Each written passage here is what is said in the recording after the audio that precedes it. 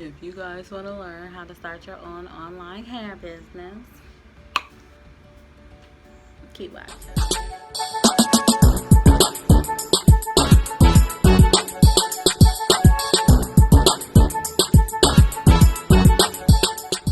Hey guys, it's your girl Monique Lunette. I am back with another video. I'm so excited to announce to you guys that I'm starting my new series called Girl Boss, and it is all about bossing and queening. I started my LLC a year ago, September 2018, after I finished my MBA in July 2018. So I am officially a business owner. I think it's September 16th or 11th, something like that. I have to look it up. But I have officially been a business owner for ding ding ding 1 year. So at the age of 37, I am so excited to announce that and say that, and that this has just been a journey. I'm still learning. My business is still growing. I basically launched my website in October. So I have about maybe 14 episodes where I'm just going to discuss everything into and about owning your own online hair business. Or this could be if you have an online store, if you sell other products besides hair. Okay. So I'm going to try to make this short. There's a lot of info that I have. But this is going to be Girl Boss, episode number 1, how I started my online hair webinar. So I have my little notebook with me. All my notes. So I'm trying to get through this as best as I can, but I will say this. My company is still growing. My brand is still expanding, and so I'm not going to sit here and claim to be a success story. I have all these orders coming in and all this stuff, but my business is going.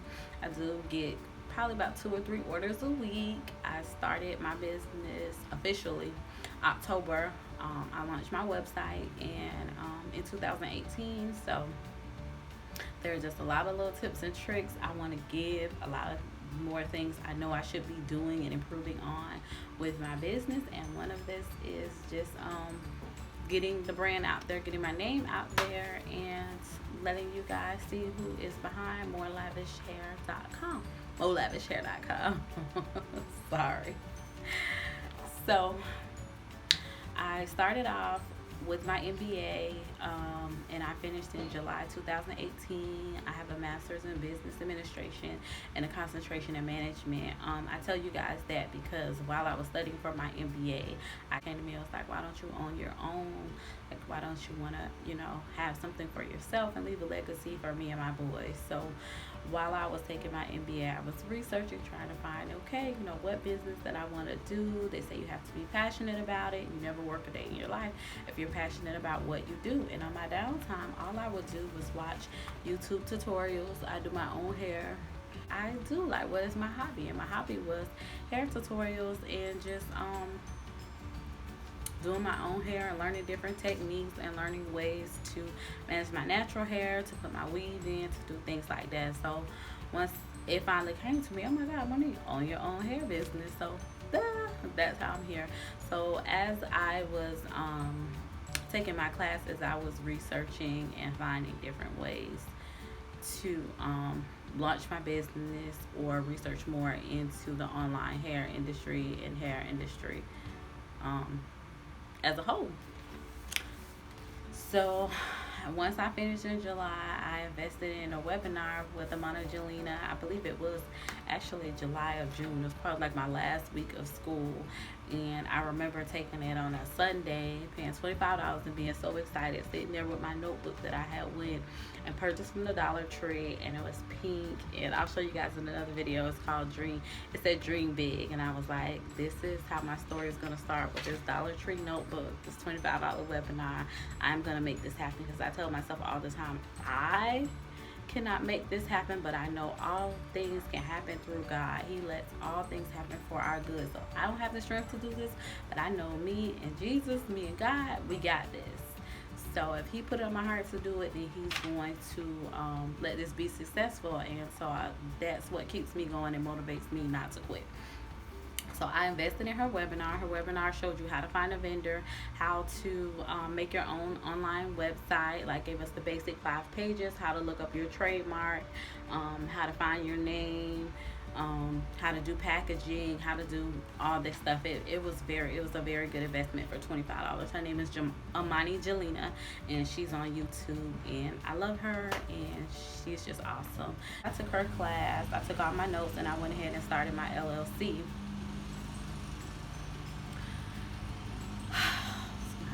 Decides that they want to cut their grass right now. Like, I've literally been trying to record all day long. Ain't nobody but the devil. This video has to be the bomb once I drop it, because literally I have been trying since 10 o'clock this morning. Y'all hear all them dogs barking? This is ridiculous. I guess this is why people don't record outside. I always say, why people don't do YouTube outside? This is actually why. You cannot control the condition. Okay, it sounds like he stopped cutting. So, I started my LLC myself. I have an associate's in legal assisting, so I was more than comfortable with starting my own LLC. If anything goes wrong, I know I can call an attorney and they will sort things out for me. But I am a DIY girl. I try to do stuff on my own. Why pay people when you can do it yourself? God gave me this brain. I'm going to use it for good. I paid for my logo. My logo was $50. I found an artist on Fiverr, and she did my logo.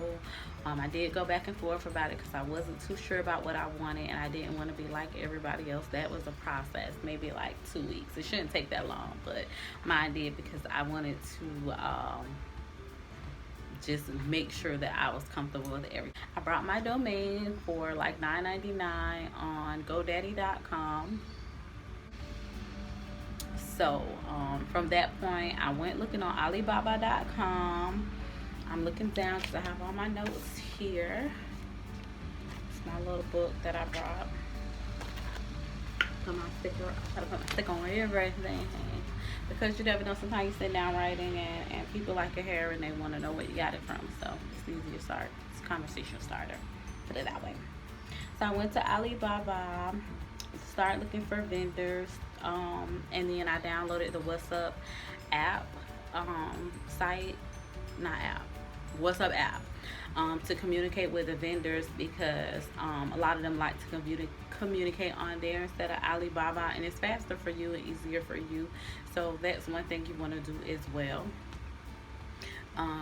I researched a lot, so I watched a lot of YouTube, as I used to do with hair tutorials, which led me to wanting to start my own business. So I look for questions to ask and things to do and things to say and stuff like that, so you don't end up wasting a lot of money, because some of the times you can ask the right questions, and the right questions will let you know if that vendor is full of it or not. Like, they trying to hustle, they trying to sell, so you have to make sure for your money. You have to be on top of stuff for your money. So I will say this, like, one thing is I researched cutically aligned hair, and they'll come back with stuff saying like, yeah, the hair is Brazilian, the hair is Peruvian, the hair is this, and that. There is no Brazilian people over in Brazil cutting off their hair to sell to you. So you gotta do your research. If somebody tell you they got the hair came from Brazil, the hair came from Peru, the hair came from all those things you see in the beauty supply store, then they're not being truthful. So you need to do your research. That's all I'm gonna say about that. If you guys want to know more, I'll give you more videos or lists. Look at their pricing list. One, see if you can afford it. At the time, I was a single mom, just getting out of school. I had one source of income coming in, and so I was not about to offer a lot of hair. You can do processed virgin hair, or you can do raw human hair. The raw human hair is a little bit more pricier, a little bit more to maintain the processed hair. You want them to process it without using chemicals. You want to ask them if the hair has been steamed instead of processed with chemicals that you don't want, and see if they can like show you a video of the hair being steamed and processed and things like that. I always ask for video. Sometimes they say they can't, sometimes they have no problem with giving it to you. My biggest thing was, if you answered everything, how do you communicate? Like, do you get back to me fast? If I place an order with you, are you following up to see if everything is okay? Because I did have a vendor, the hair was very, very nice, but I don't feel like the vendor was on top of it. I don't feel like they checked up with me. It was very hard to get an order in. They were telling me they were out of town and things like that. Like, I just didn't think that was professional, so I left them alone. So you have to do what works for you, but I will say communication is key, especially in any relationship with your vendor. You want them to respond back and offer you more things besides selling hair. If they have lashes, if can they do boxes for you? Can they do logos? Can they do tags? Will they do it for free? Will it cost you a little bit more? How much is the shipping? Things of that matter. You might find somebody with very good hair, but that shipping price is through the roof. You can find somebody else. There's 1,000 people on there. So, you know, do your due diligence. This is the part that's going to take the longest, trying to find your vendor. Take your time with that. Do not spend a lot of money. I'm outside recording, so that's why I'm doing all this. But yeah, definitely do your due diligence. Even if you think you know the person, test your hair, burn the hair, wet the hair, dye the hair, do all the stuff to the hair that you think your customers are going to do, and see. Do all the stuff that you think your customers are going to do, and really test your hair before you give it to people, because you do not want to be out here giving trash. Ooh, almost fell. So yeah, that is number 5. Number 5, I cannot stress enough, take your time with finding your correct vendor for your hair. Also, I weighed in and seen what was the better option for me after wasting $400 on a vendor, if I should do drop shipping or should I have inventory on hand. What I did was look at all the drop shipping that I was interested in, and I put together an Excel spreadsheet. I put together everybody's prices all on one thing, and if you guys want, I can send a format or something like that. If you drop a link below or send me your email, I really have to figure out how to download stuff and send it in PDF, because I have other checklists and things like that that will help people. I make it for myself, so why not give it to you guys? That will be my way of saying thank you for liking, sharing, commenting, and subscribing. But yeah, I put together an Excel spreadsheet of all the vendors that I was looking at. I looked at the prices that I wanted to give to my target market, and really looked and see what profit would be for me, because it makes no sense for you to be in business if you're not making a profit. So once I lined up, I believe about 5 or 6, then I just looked and seen what was the best option for me, and I narrowed it down to 3. I ordered hair from all 3 as a regular customer. I looked at their customer service, I looked at their tracking, I looked at the hair, I looked at the shipping costs and things like that, and do they really offer what they actually say they do. And so I ended up, after trying to just have inventory on hand, I ended up just going ahead with a vendor with drop shipping. Quarter of 2019, this year, I mean not second quarter, first quarter, January through March, I prayed, I asked God what it is that I need to do, just as far as getting my finances together, just as far as what do I need to do for myself to take my business to the next level, because it's not gonna pop or do anything unless I do something. Dedicated time to budgeting, dedicated time to saving more on my personal end, and dedicated time on my business end to marketing. So I did do a lot of that. I did look at business mentoring. I did look at coaching. I did purchase products and things like that from other Black women that could help and who was running a successful business. So that is one thing I think you should do as well. Before you launch, you can do it after you launch. If you just don't want to procrastinate and say I gotta do it, then just do it. So that's one thing I ended up doing. Thank you guys so much for watching. Keep God first and everything else will follow. I love you. Stay tuned for the next video.